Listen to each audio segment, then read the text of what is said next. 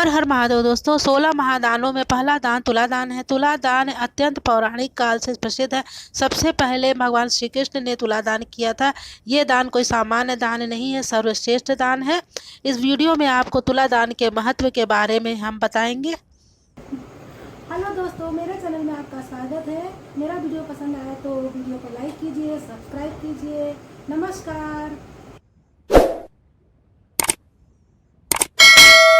तुला दान में एक और तुला दान करने वाला व्यक्ति तथा दूसरी ओर उसके भार के बराबर सामान यानी वस्तु रखा जाता है।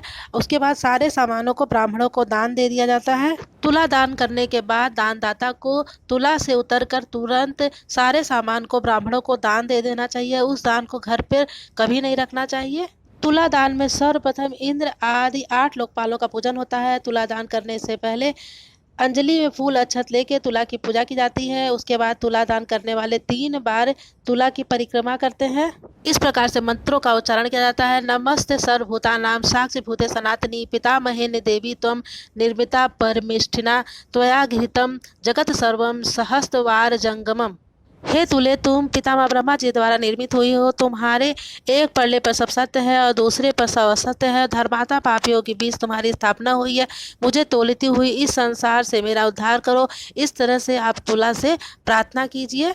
तुला को नमस्कार करने के बाद तुला के एक पड़ले पर दानदाता बैठता है, दूसरे पड़ले पे सारे सामान को रखा जाता है और जब तक रखा जाता है कि पड़ला भूमि पर स्पर्श न कर ले। तुला दान करने के बाद तुला के सामान को दानदाता तुरंत ब्राह्मणों को दान दे देता है और घर पर इन सामानों को नहीं रखना चाहिए, तुरंत ब्राह्मणों को दान दे देना चाहिए।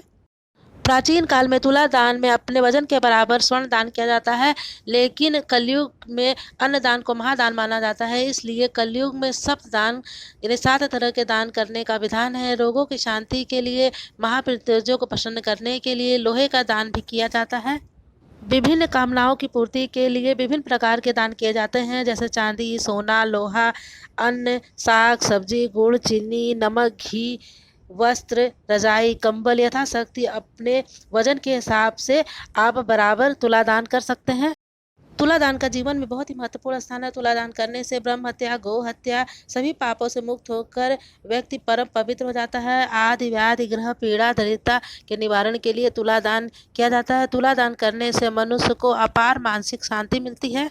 जब हम निस्वार्थ भाव से भगवान को प्रसन्न करने के लिए भगवान का ध्यान करते हुए भगवत अर्पण बुद्धि से तुला दान करते हैं तो तुला दान करने वालों को विष्णु लोक की प्राप्ति होती है। यदि आप तुला दान नहीं कर सकते तो आपका सामर्थ्य नहीं है, सिर्फ आप तुला दान देखते ही हैं तो भी आपको दिव्य लोक की प्राप्ति हो जाती है।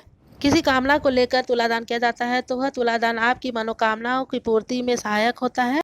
तुला दान किसी भी तीर्थ स्थान पर, किसी गौशाला में, किसी मंदिर में, बागीचा में, पवित्र नदी के तट पर या अपने घर में भी आप कर सकते हैं। पवित्र तालाब के किनारे भी कर सकते हैं। हमारे देश में द्वारिकापुरी में द्वारिकाधीश के मंदिर के पास तुला दान मंदिर है। ऐसा माना जाता है कि सत्यभामा जी ने इसी स्थान पर भगवान श्री कृष्ण का तुला दान किया था, इसलिए इस मंदिर में सभी प्रकार के कष्टों का निवारण के लिए तुला दान किया जाता है।